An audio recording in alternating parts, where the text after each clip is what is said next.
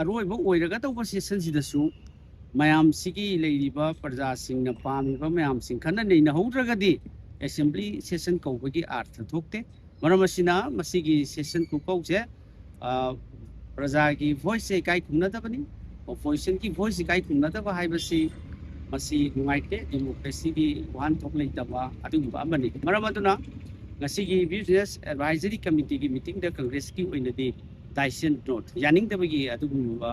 ꯑꯩꯈꯣꯏꯒꯤ ꯄ꯭ꯔꯣꯁꯤꯗꯤꯡꯗ ꯇꯥꯅꯅꯕ ꯑꯩꯈꯣꯏ ꯍꯥꯏꯔꯝꯃꯤ ꯉꯁꯤꯁꯤ ꯑꯦꯁꯦꯝꯕ꯭ꯂꯤꯒꯤ ꯕꯤꯖꯤꯅꯦꯁ ꯑꯦꯗꯚꯥꯏꯖꯔꯤ ꯀꯃꯤꯇꯤ ꯑꯦꯁꯦꯝꯕ꯭ꯂꯤ ꯍꯧꯕꯒꯤ ꯉꯁꯤ ꯍꯧꯅꯕꯒꯤꯗꯃꯛ ꯑꯃꯁꯨꯡ ꯃꯇꯝ ꯂꯦꯞꯊꯣꯛꯄꯒꯤ ꯃꯌꯥꯝ ꯑꯩꯈꯣই ꯃꯤꯇꯤꯡ ꯇꯧꯕꯅꯤ ꯑꯁꯤ ꯕꯤꯖꯤꯅꯦꯁ ꯑꯦꯗꯚꯥꯏꯖꯔꯤ ꯀꯃꯤꯇꯤꯗ ꯑꯦꯁꯦꯝꯕ꯭ꯂꯤ ꯇꯧꯕꯒꯤ ꯅꯨꯃꯤꯠꯁꯤ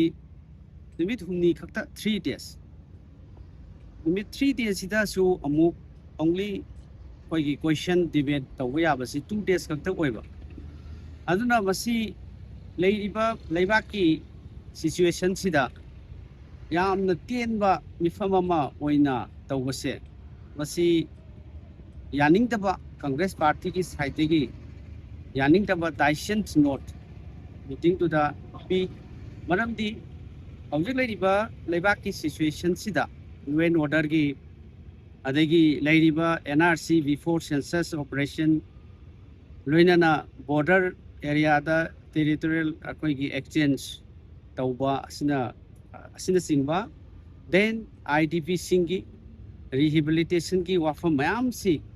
ꯍꯥꯎꯁꯁꯤꯗꯩꯁꯤꯗ ꯈꯟꯅꯕꯒꯤ ꯇꯥꯟꯖꯥꯁꯤ ꯌꯥꯝꯅ ꯇꯦꯟꯅ ꯐꯪꯕ ꯑꯗꯨꯒꯤ ꯃꯊꯛꯇ ꯗꯤꯄꯥꯔꯠꯃꯦꯟ ꯃꯌꯥꯝꯁꯤꯡꯁꯤ ꯈꯟꯅꯕ ꯅꯩꯅꯕꯁꯤ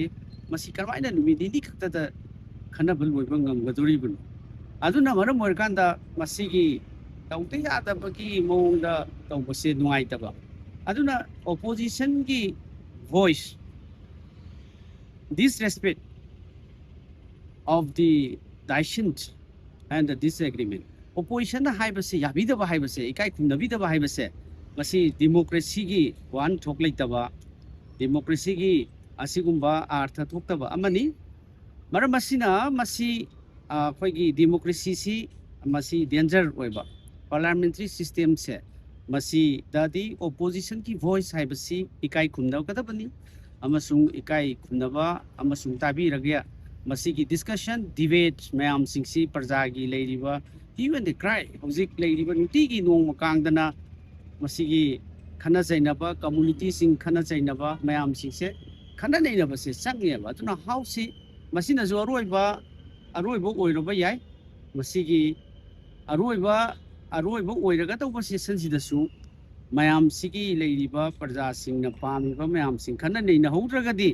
assembly session kaubagi artha thokte maram asina masigi session ku kauje prajagi voice se kai khumnadabani opposition ki voice kai khumnadaba haibasi masi nungaite democracy gi wan thok leitaba adugumba amani maram aduna ngasigi business advisory committee gi meeting da congress ki oinadi daisen note yaningdabagi adugumba aikoigi proceeding da tananaba aikoi hairam thank you